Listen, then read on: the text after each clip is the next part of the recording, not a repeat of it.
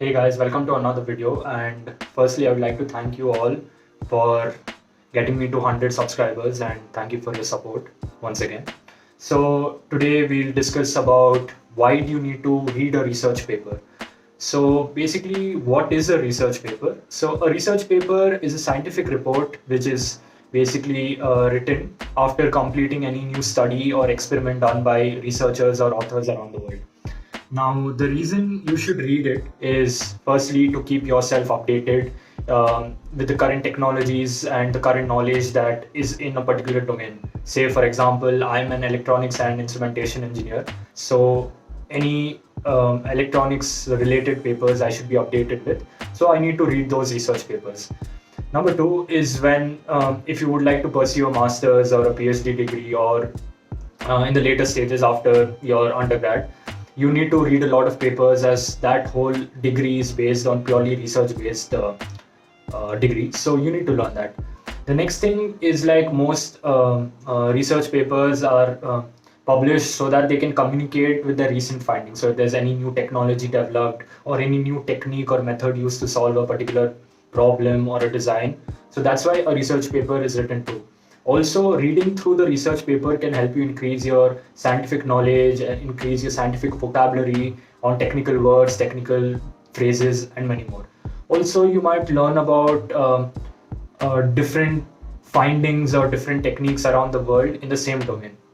Lastly, you should read a research paper so that you can compare the same topics with different papers. So that's why it's called a review paper. Basically, you compare the research in the same domain between multiple authors and basically find out which of them is better or which technique is the best suitable for a given experiment. So you can basically write a review paper.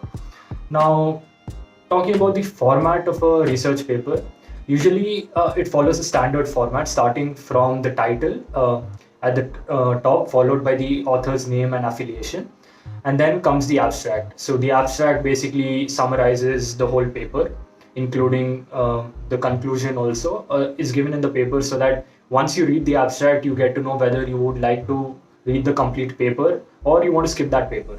And then you have an introduction, gives you a basic brief about what the paper is. Then maybe there is related works where they compare between other techniques of different authors in that paper. There is also methods, which is the next section, followed by results, conclusions, and then you have an acknowledgement section, and also you end it up with your references. Now, how do you basically search for papers? For searching papers, you can use Google Scholar or you can use Science Direct. You can use maybe specific journals by IEEE. You can use PubMed, or there are other journals. There is IOP Science. So you can search for specific journals and search paper right there. And now, how do you filter them? So you can filter them via a particular author's name. If you're referring to any author continuously, you can filter by the author's name. You can filter by the date.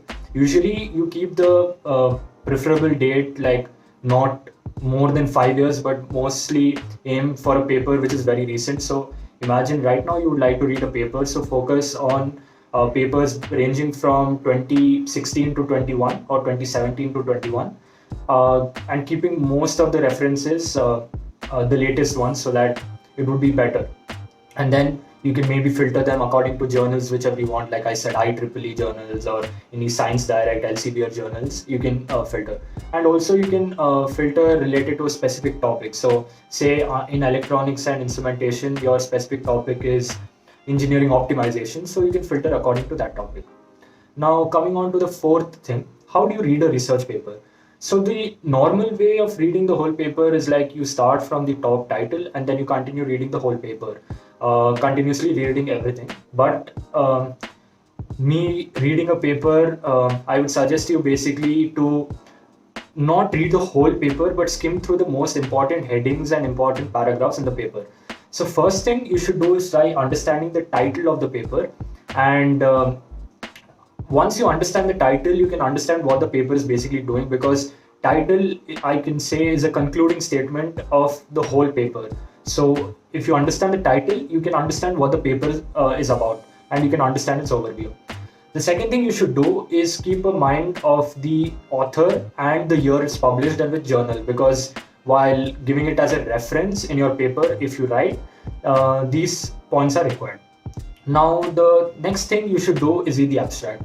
The abstract or the summary of the paper is the most important part, because that will tell you whether you want to continue reading that paper completely till the end, or you want to skip that paper and move on to a next paper, because that summary gives you a brief introduction about the paper, maybe a gist of what is being done in the paper, and also a concluding statement that what was the result and the conclusion of the paper in the abstract.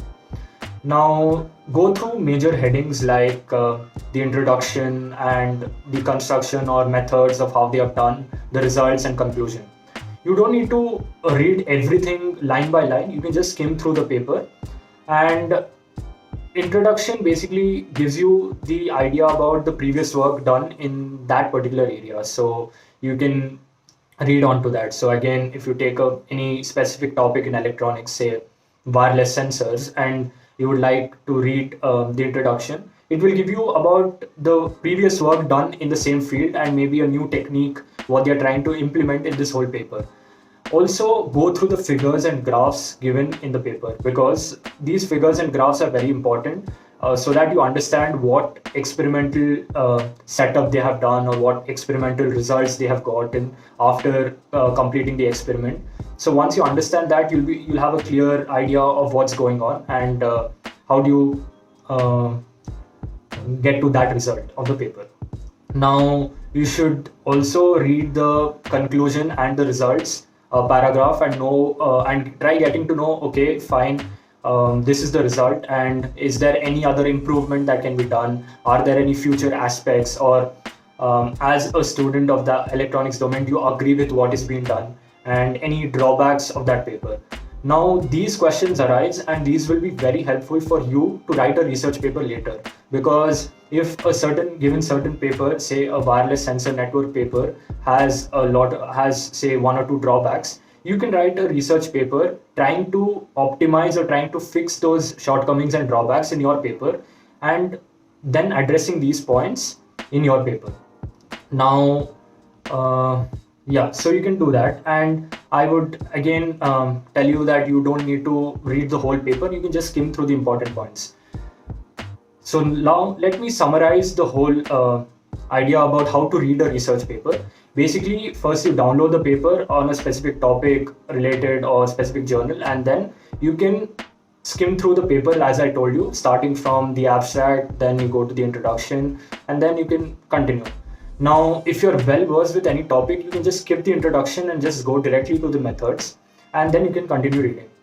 Always remember that when you're reading a paper, try to highlight the points and try to make notes, like either using a pen or paper, or maybe you can just make a Word document and make points, so that later on when you come and visit the paper for a reference, you already have a notes or a summary written according to what you have read, and basically that summarizes what you have done and about the paper, so that you don't need to basically read through the whole paper again.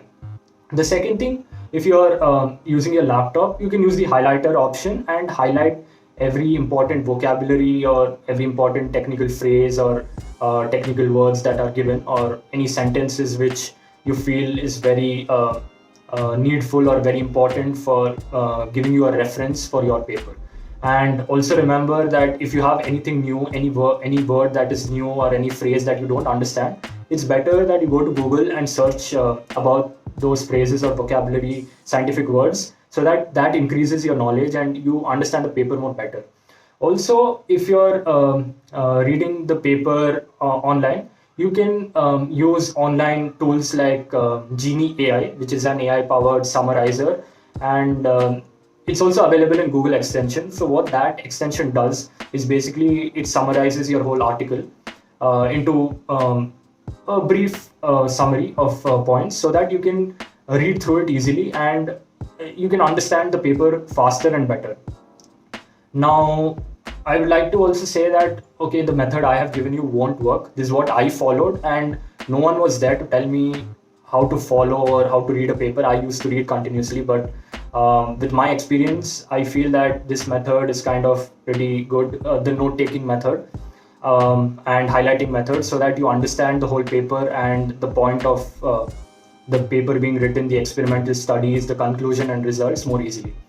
And the last point I would like to say is that if you want to get a clear idea or more deeper insight of what the paper is about or how the paper works, you can do something called back referencing, which basically means that in a whole paper you will see a lot of references from other papers which I had mentioned earlier. And if you want to get to know more about a particular method or any previous method, you can just go back to the reference they have referred from. So say in a wireless sensor network paper, there is another paper which is referred, and you want to get to know more about this paper and the method they have used, you can simply download the referral paper and go through that too. And that gives you a more brief insight and brief overview of what the current paper is and also the previous paper was about. And so that you understand the technique, the purpose of the paper, the scientific report, and also the comparison between both the papers into a more deeper way. I hope you guys enjoyed this video, and if you did, please hit the like button and also hit the subscribe button, and I'll see you guys in the next video. The next video will be part 2, where I'll show you how to write a review paper, because right now you would have got a clear insight of how to read a research paper.